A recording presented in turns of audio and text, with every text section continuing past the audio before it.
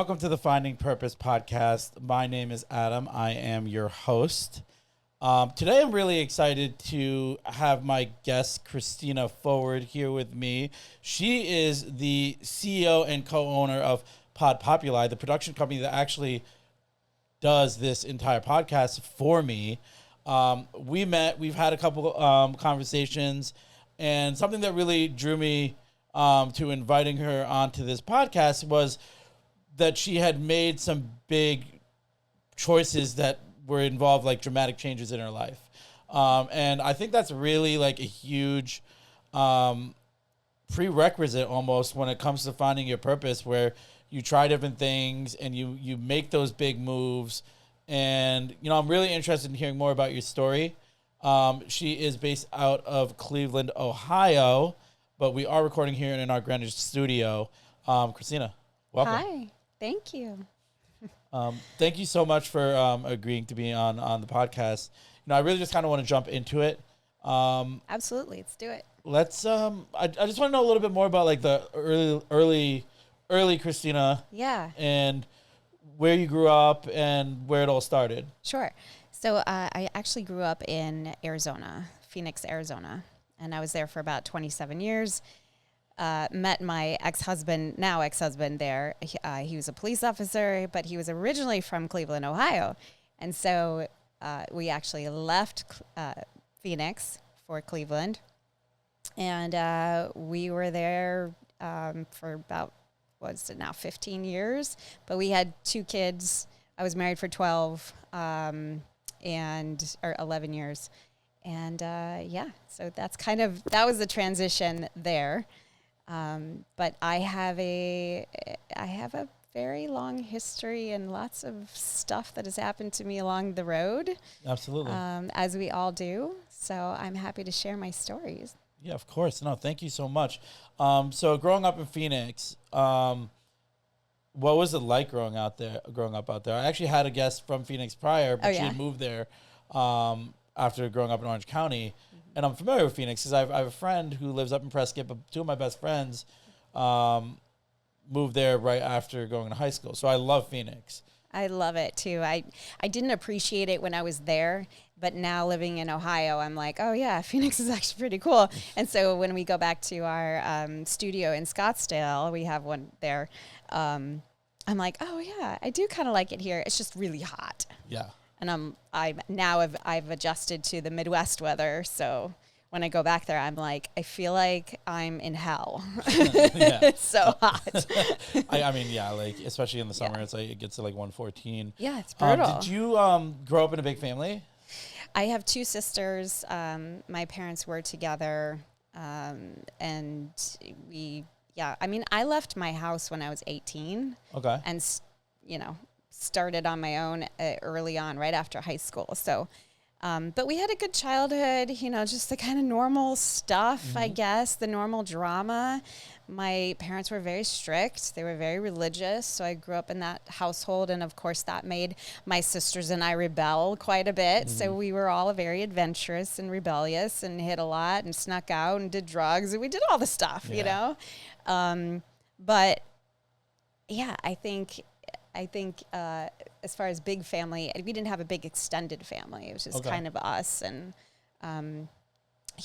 my father had a couple sisters, but we weren't very close. And my mom had her brother, but we weren't very close, so it was really kind of us, the 5 of us.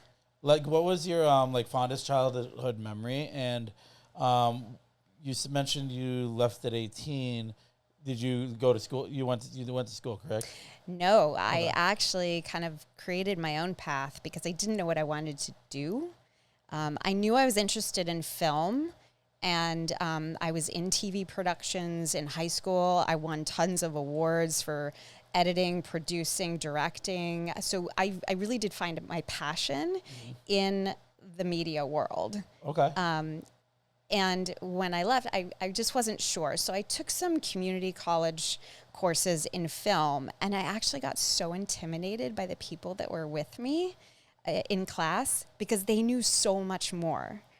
And I was like, oh, maybe this is too much for me. I'm not good enough to be here. So I withdrew from college and just worked. I worked 3 jobs, continued to do some like online courses and some, Still in Phoenix? Yeah. Okay.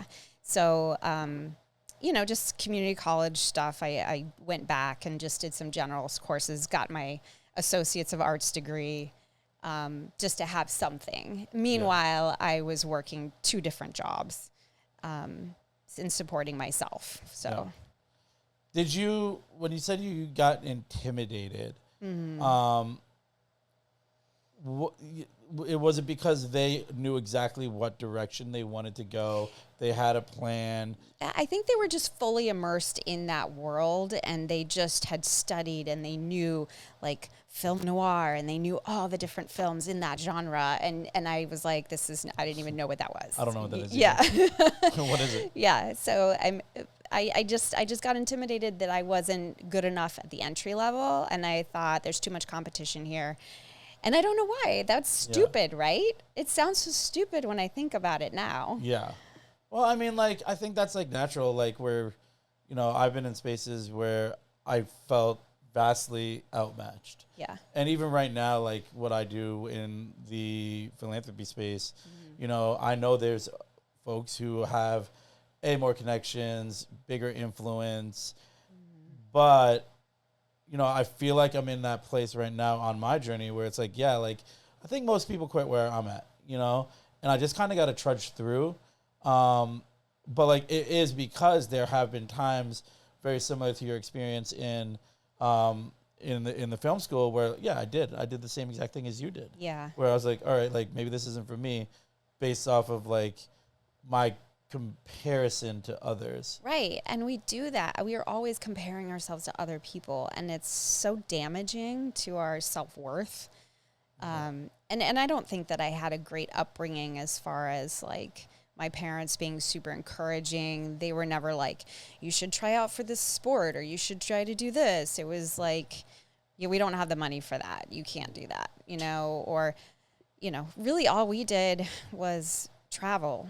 We did like a couple big trips every year, and we would travel. And you said like, what's my fondest memory? I would say traveling. We would get in an RV and we would drive across country. Really? And it was just like so cool to see things. We would That's go river awesome, rafting, and we would go horseback riding, and we would, camp at these cool campgrounds where there was just tons to do. And it was just, Yellowstone National Park, and we would just see so much. So. Yeah, no, that's awesome. That's something I've always wanted to do.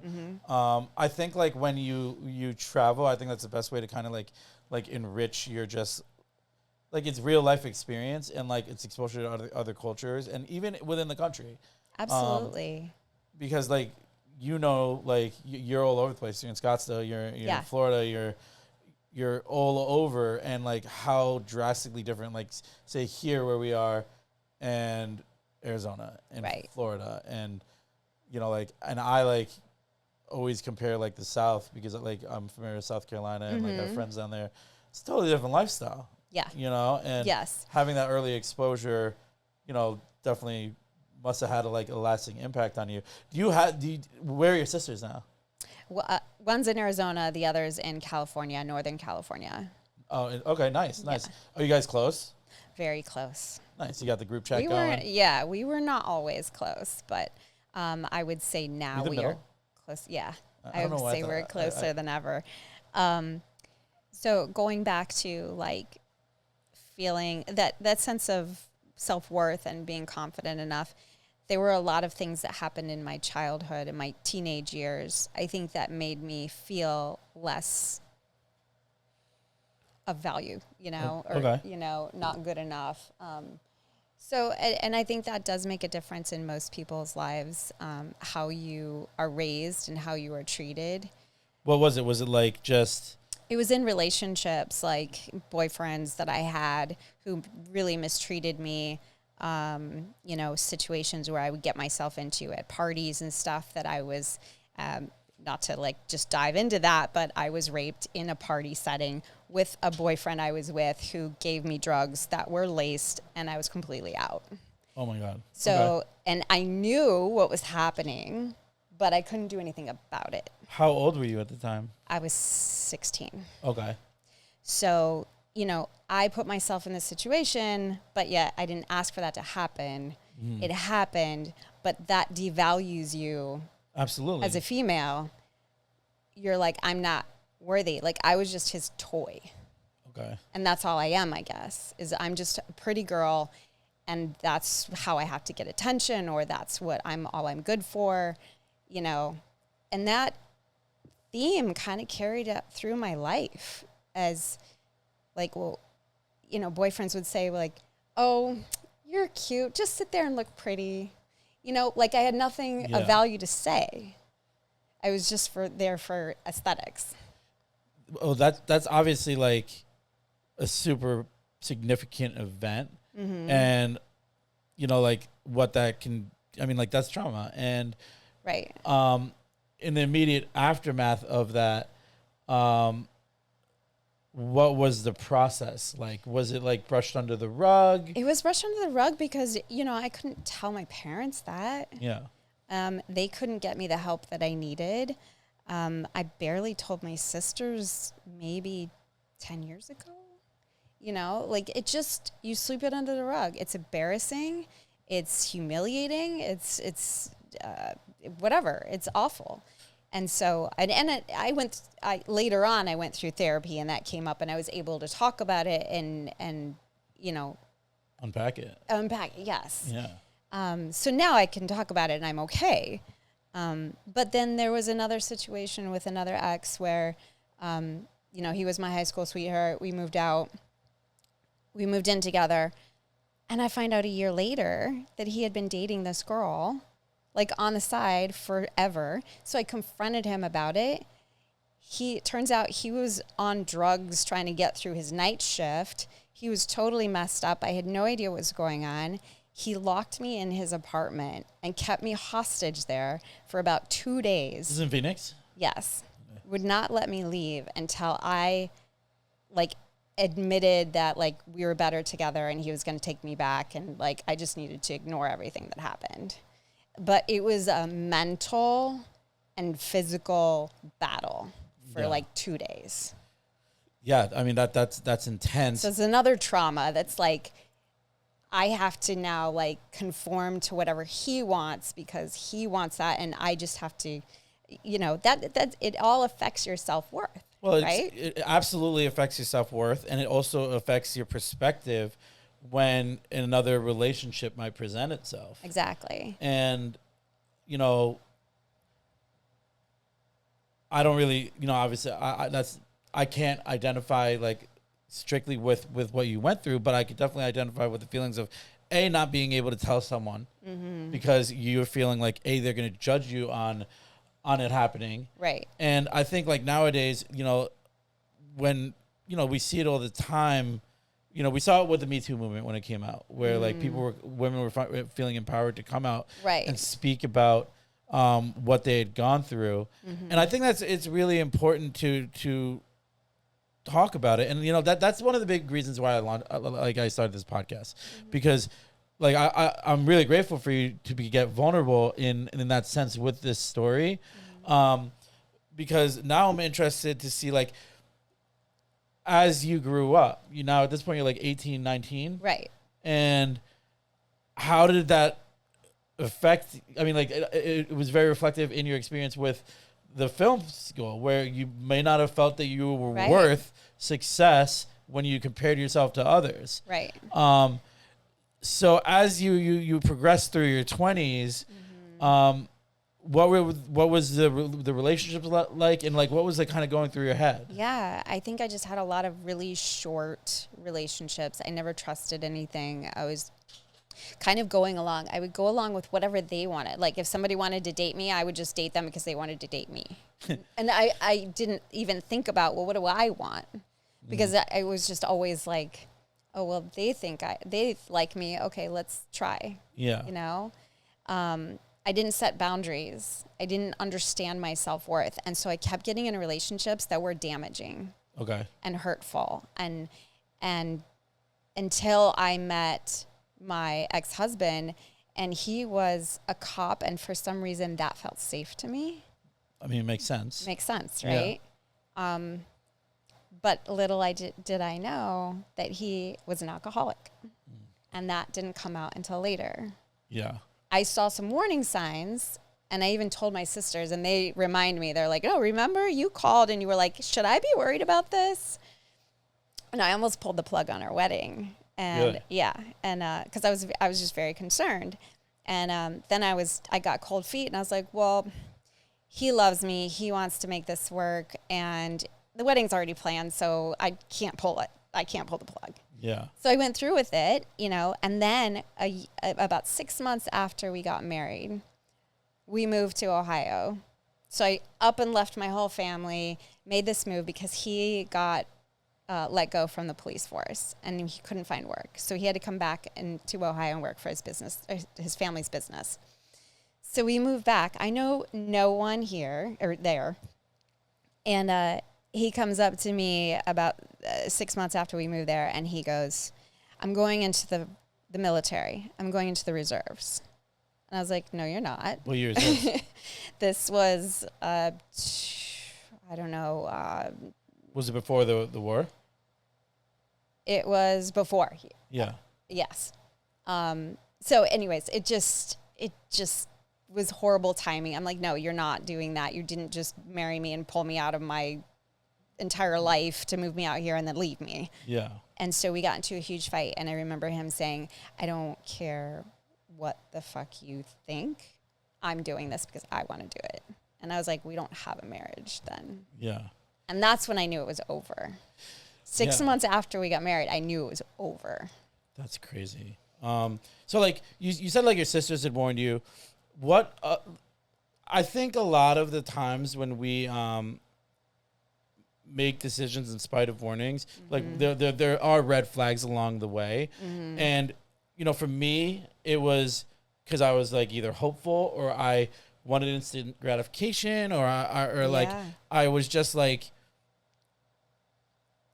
thought that it would be different, and or you would hope it would get better. Yeah. For some reason, we always think it's going to get better. It never does, right? No, absolutely. And it's so funny because I was talking to a friend the other day, and I was like, if I wrote like an autobiography, the story of my life is this time would be different. Like every time I tried to get sober, I said that. Every time I started to drink again, I would say that. And every single time it played out the same way, and I would ignore all the red flags. And, like I tend to find that like in my story, at least, history tended to repeat itself, whether it was like the same script, it was pretty much the same story. Yeah. And, like from what you're laying out to me, like the relationships after the two traumatic incidents kind of were just like short term. And then you thought you found a safety net in your police officer, ex-husband. Right. So you're 6 months into this marriage, and it's like, shit. Right. And I'm like, I'm kind of right back where I started. In Cleveland. Yeah. Totally different place. But then I got pregnant, and then I was like, okay, now I'm stuck. Okay. Now I have to follow through with this. So anyways, it goes on for years. Relationship is not great. And he was never physically abusive. It was more mentally. And you know this, being in the program, everything, like, you're kind of a ticking time bomb. You're emotional. You're all over the place. And so it was like when I walked in the house, I didn't know what I was going to get. So, it's weird, like talking on the other side of this, like it was very stressful just walking to my house. Yeah. And, if I didn't cook something correctly, I'd get a plate thrown, or I'd get, this is shit, and walk out. I was never good enough. I could never do all the things right. Well, it's funny, like you're talking about that, but like, yeah, I mean, the darkest parts of my journey when I was drinking was when I spoke to people who, like, close family, and they didn't know which Adam they were going to get. Exactly. And so and what were you thinking though? Like, were you like, this is just me, I'm not different, that there's nothing wrong with me? Well, the thing is the one thing I think that like normal people won't understand about alcoholics and addicts is that we only have one focus. And that, like when we put like drinking or using before anything else, that's really our priority. Right. And the expectations for us to think otherwise, we can't wrap our head around that. Right. And like that's really the fundamental, I think, rule of addiction, that like we don't think about anything else. And even when we're doing other things, like we'll accommodate other people as long as it's convenient and serves our needs. Yeah. And it's a sick thing. I mean, like I was very much a taker. Every relationship was leverage. Deception was a common theme. Lying was included. And, and it was because I only cared about, it's a very selfish disease. Right. And, talking to close family members and them not knowing what type of Adam they would get and them loving me still. Right. And like that's where it's so conflicted, because if I wasn't someone they loved, they wouldn't let anyone treat them that way. Right. Like there's their tolerance is a lot more. Yeah. Because but they have to also react to me. And they go into survival mode. Right. And when they go into survival mode, they're walking on eggshells. They don't know, even if it's just like a conversation, on any given day, I could react to something one way and react to something a different way. Yeah. And, like I do now understand how unpredictable I must have been. But the only thing that's predictable about me is that I was drunk. Right. Right. That was the only constant. Other than that, like, and it's crazy now that like, like having like, worked a program and like really, had the coaching, had the therapy. Now it's like, wow, it's like, I don't even know that person anymore, which is huge, yes.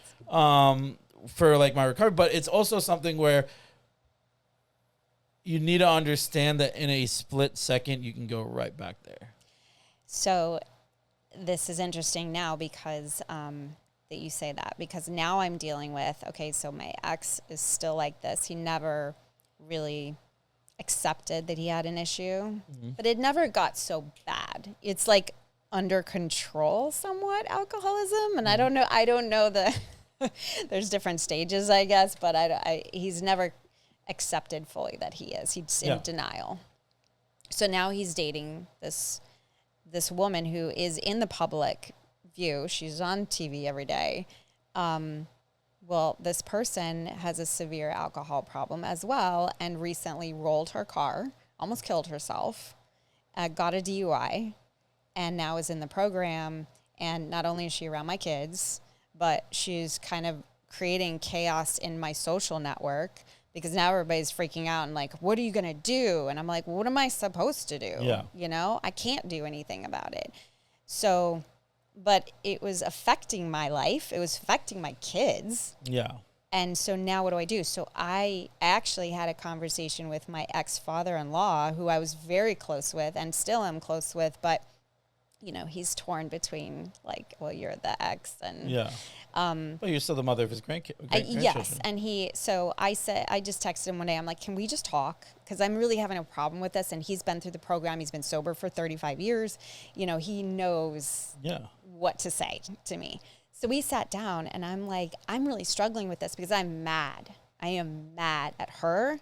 I'm mad at him. I'm mad at the whole family for accepting her. I'm like, she's a crazy person and she's affecting my kids and now my life, and I didn't choose this person. Yeah. And like, how am I supposed to feel? Because I literally want to go over there and punch her in the face,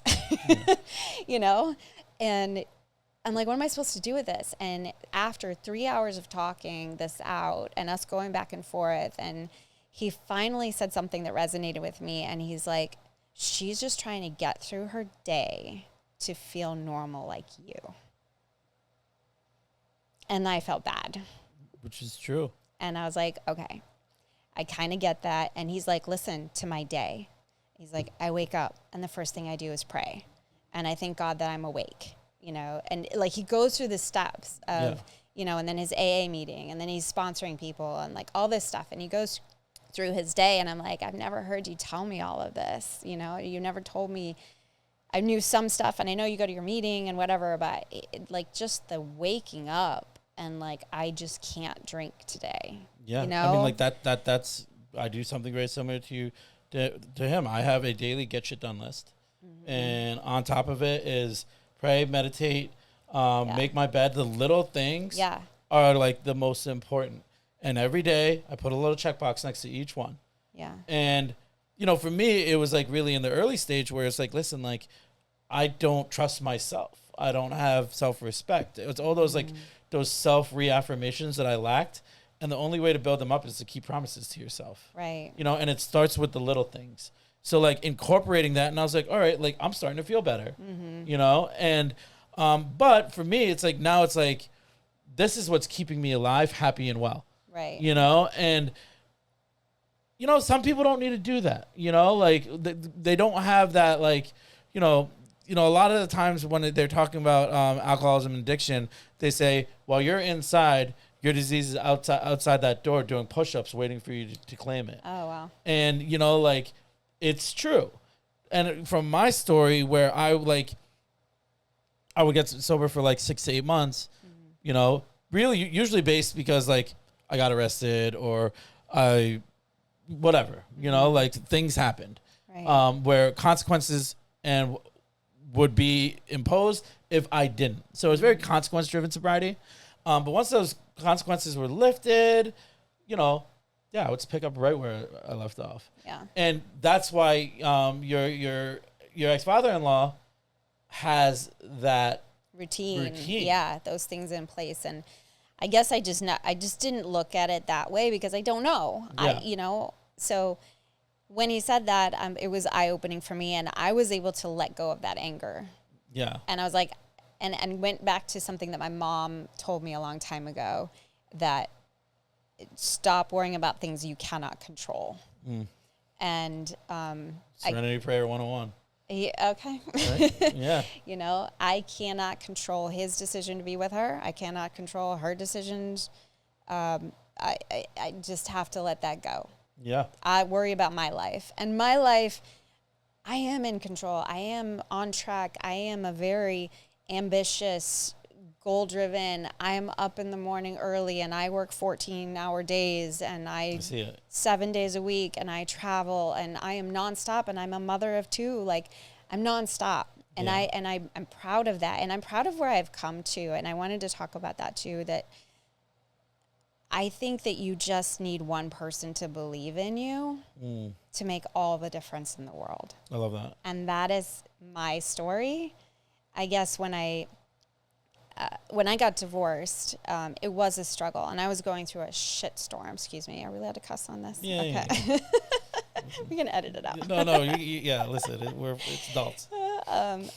It was crazy. My mother was diagnosed with Parkinson's with Lewy bodies. I had lost my father a few years earlier. I was going through my divorce. I was getting a new How old were you at job. this time? I was, let's see. So that was, I don't know. I can't count back. So this just happened like 5 years ago. Okay. Okay. So you're like 22. Yeah. There you go. So I'm 44 now. Okay. So anyways, my mom was sick. I was taking care of her and constantly going into assisted living, moving her to assisted living places because they kept saying that they could take her and then they would figure out she's a crazy person and then they would kick her out. So I was constantly moving her, going through the divorce, moving, renovating my condo, taking care of my kids, going to a new job. Like, it was so crazy. Yeah. It was amazing that I got through that part of my life. Were your sisters working with you guys as a team? Yeah, a little bit. They would do like the admin stuff from afar, and I was just physically on the ground with her, but they were helping me from a distance. Yes.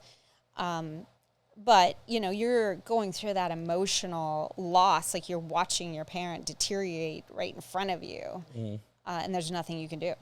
Yeah. And watching them being mentally tortured is just a god-awful thing to watch. Yeah, I can relate to that with my mom. I mean, like, I watched my mom when she died of leukemia in 2013, but it was a very slow process. And when she got diagnosed, you know, she was hospitalized, and there'd be spurts of like, all right, like she can come home, but then she'd be maybe like a month, 2 months, and she was very sensitive to infection. She would always be sent back. Yeah. And this is, I'm talking over a period of 3 years. And, you know, during some of that time I was sober, and then during some of that time I wasn't. Mm-hmm. And it was, I could only imagine how hard it was for my dad and my sister when it came to support, because I was somewhat present. And but yeah, you can barely take care of yourself, let alone somebody else. Well, I'm still being selfish, and my mom's dying. Right. And you know, while even when I'm like visiting in the hospital room, I had just been at a bar and like taking shots around the corner, and I'm not there. You know, I'm sitting there drunk next to her. Right. You know, at some moments, and you know, those are moments I probably want like regret the most about like that part of my life. But then, you know, I do remember like when she actually passed away, I was sober. And I do treasure the fact that the last thing she remembers is me sober, but watching the deterioration of a parent is very hard. And I remember one of the hardest moments for me was the day that she wasn't able to speak, and she had to get a tracheotomy. And I was with her that day. And, you know, like being like the last person to hear her voice, that's something I, you know, like will always hold close. But like, I don't know, like what's more powerful is when she like came out of the procedure and knowing that I would never be able to hear her voice again. But like, yeah, like I can identify with that. Because during all of this, you're so tunnel visioned on like, what's next, and you know, you're not processing it yourself. Right. And I think that, and it was a good thing I was going through therapy at the same time. I am a big believer in therapy. It has helped me through many stages of my life. And that was a big one. I needed that therapy at that point because I couldn't even process it myself, everything that was going on and all my emotions, mourning the loss of my relationship, the family unit, my mother. Like, there's a lot of loss. I mean, not happening. To mention, if I'm not mistaken, at this point, you were also working a corporate career, correct? Correct. I mean, I was lucky enough to, because I was working in the family business. That's a big part, too. I was working in the family business, and which was a funeral home. And so it's not very exciting. Yeah.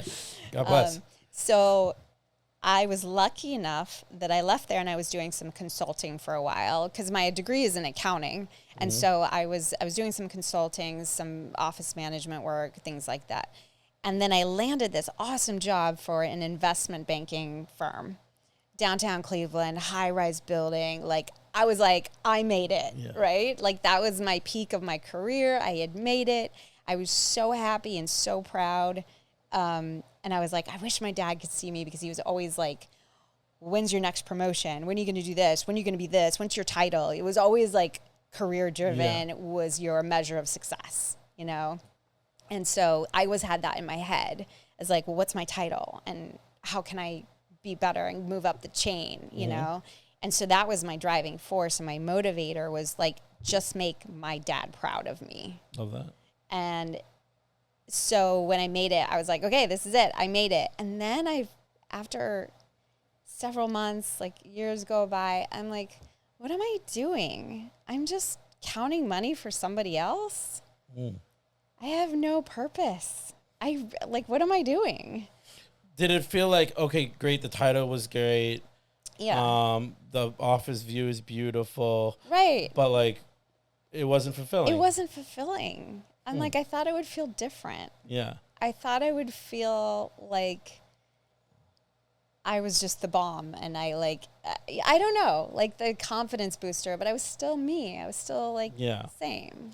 I mean, I get that. I think that's prevalent often where like people chase these positions and titles thinking that it's going to make them feel different, but like, you know, like that's not always the case. And I think more often than not, it's not unless you're actually like happy doing what you're doing. Right. You know? Well, and there is such, in that industry, in that world, in investment banking, there is definitely a hierarchy and they love their titles. Yeah. They love it, and it's very misogynistic.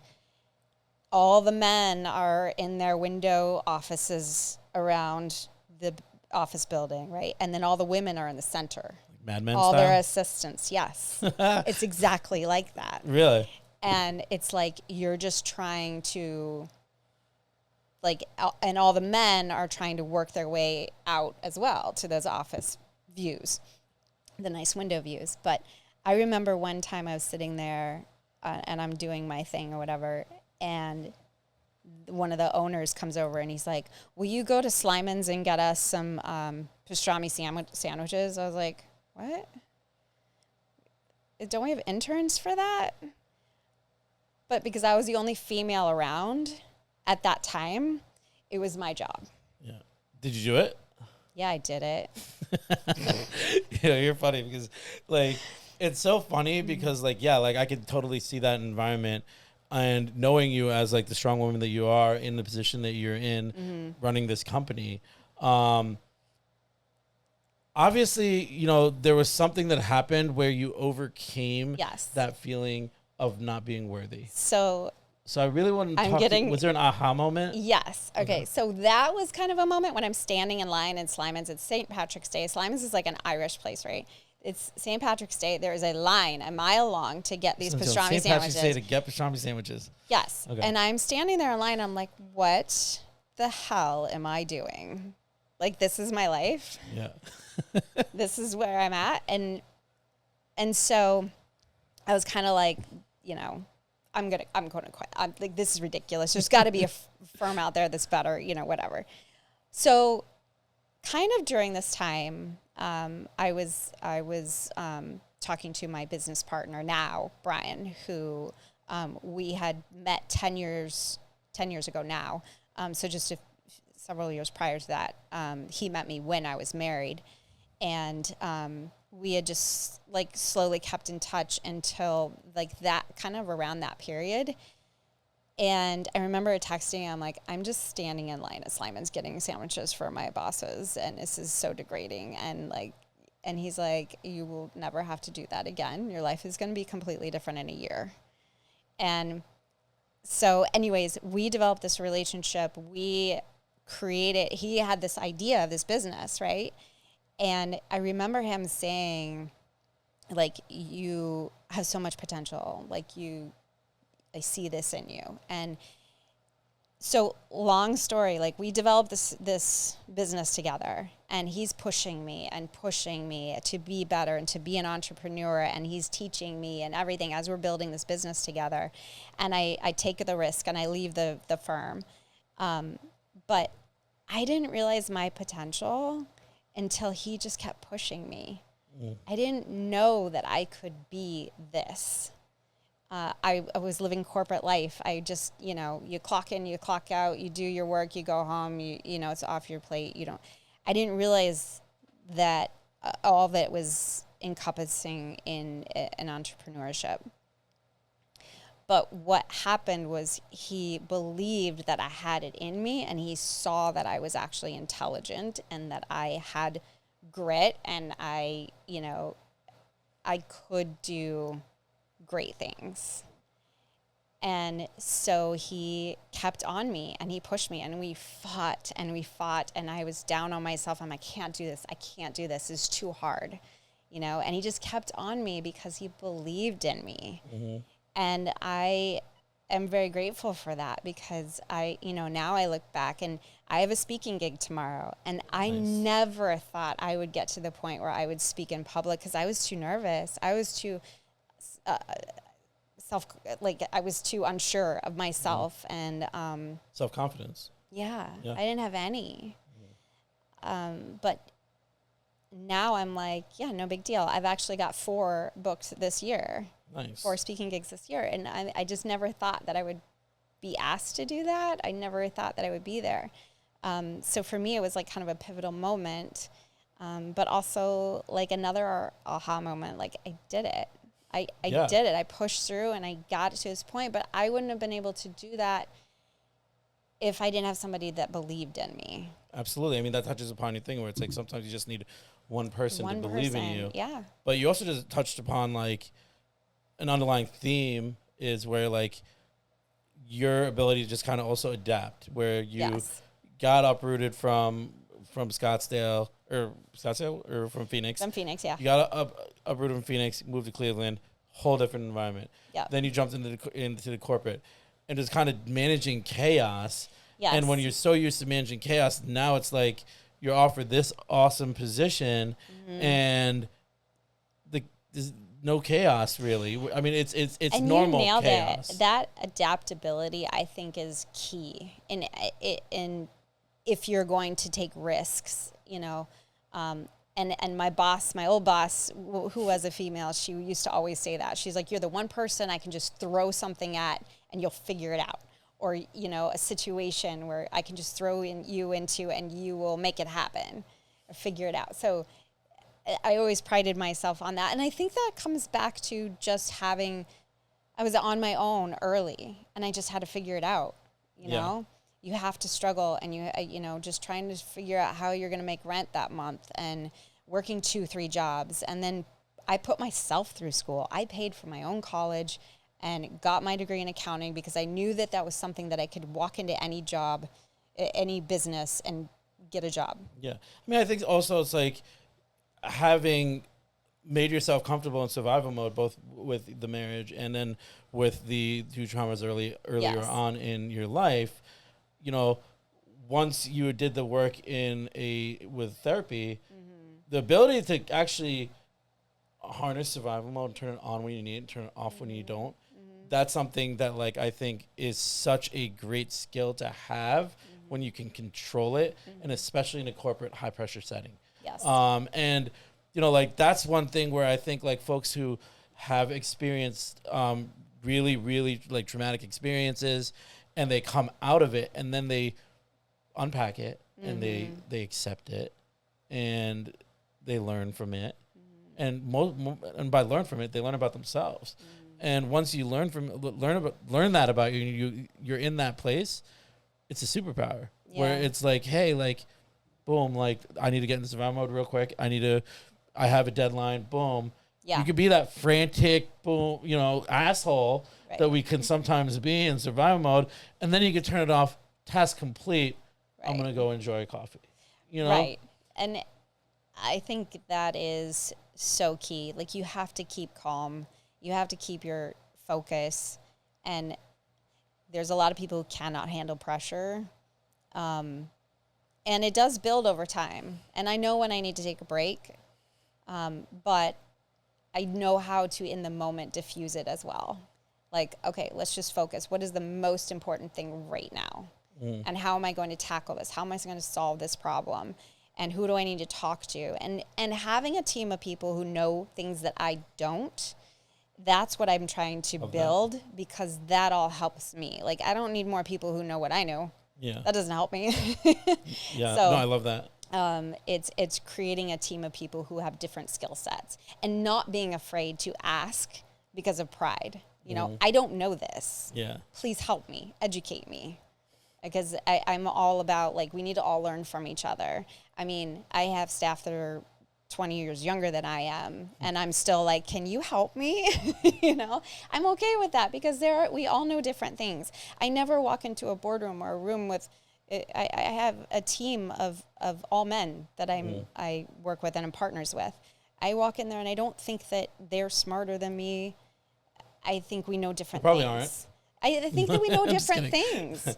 I mean, I don't know. I just think you have to come back to, like, I know what I know, you know what you know, let's learn from each other. Absolutely. I mean, I think that's like a pinnacle of good leadership is being very self-aware of where you're weak. Yes. You know, and I think that is something, you know, I've worked for good leaders, I've worked for bad leaders. The best leaders that I worked for were willing to say, I don't know how to do this. Right. Or just like understanding that there's always an opportunity to learn. And sometimes the answers are on your own team and sometimes they're not. And, you know, like, I think that, like, that's beautiful that that's the way you lead. because, you know, like that's how you rise to the vision that, you know, your partner Brian saw in you, where it's like, hey, like, listen, like, I know you could do this, and understanding that, like, pooling everyone's resources makes you more powerful as a team. Absolutely. So, like, now you're talking about your the public speaking. What was the inspiration behind? How did that even start?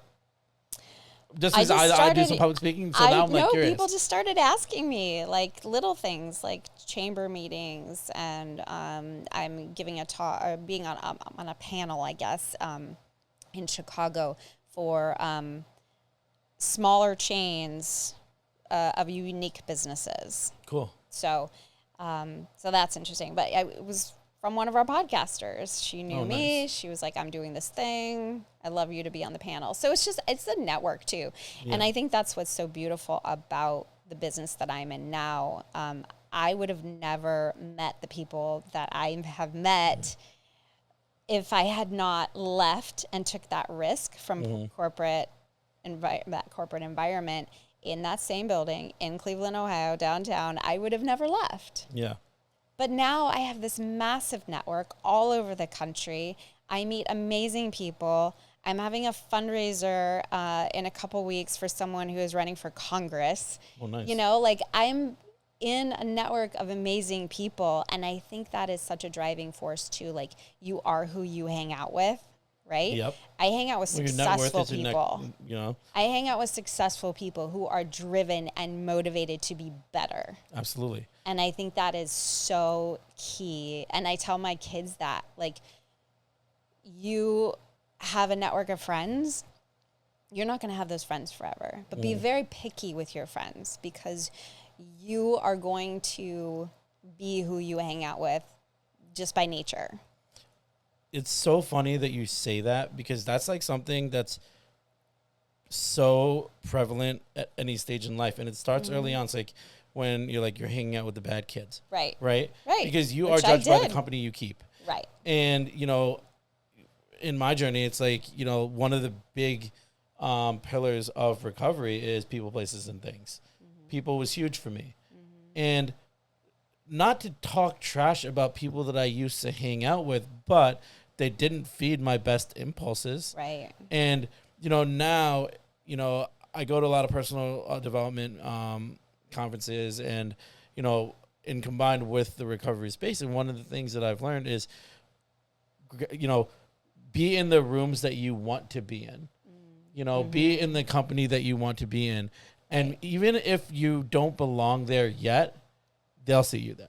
Yeah. And, you know, like, that's like a really important thing for me. And especially like, you know, on the recovery component, it's like you go into meetings, and, you know, there's going to be examples of how to live a good life in recovery. And there's going to be examples of how not to, you know, and they're really easy to spot, you know. And I think like that's the one thing that it's kind of like underlying in your story and very much underlying in mine, where it's like sometimes you just got to trust your gut. Yes. You know, and, you know, like, I knew who was bad for me. I knew maybe I shouldn't go there. You know, I knew maybe I shouldn't be doing this, but I did it anyway. Yeah. When my gut was telling me not to. And when, you know, like, and it's that's that thing that you were talking about, where it is, where it's like you're questioning yourself, and, you know, like, you haven't unpacked something that really made you feel devalued. So, like, you know, you're just going to say, like, no, you know what, like, I actually deserve this. Yeah. And now it's like, it's beautiful to see you in a space where it's like, you know, fuck that. Like, I deserve everything good that's coming to me right now, because I've worked my ass off for it, and I earned it. But I also had that gut feeling. Yeah. When I left that job, I'm like, I'm leaving security for a big risk. Yeah. But in my gut, I'm like, something is telling me that I need to do this.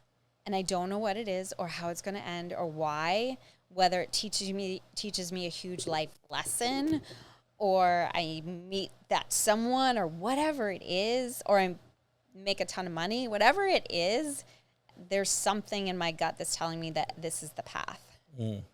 And so that is kind of what kept me going, even though this has been really hard. Yeah. You know? And sometimes, it's going to be hard. But, like, the best things in life don't come easy. And that sounds like such a cliche quote. We've been doing a lot of that. Yeah. But, like, it's so true. Yeah. So now that, like, you are where you are. Yes. And you said therapy was a big part of your journey. Yeah, it still is. What are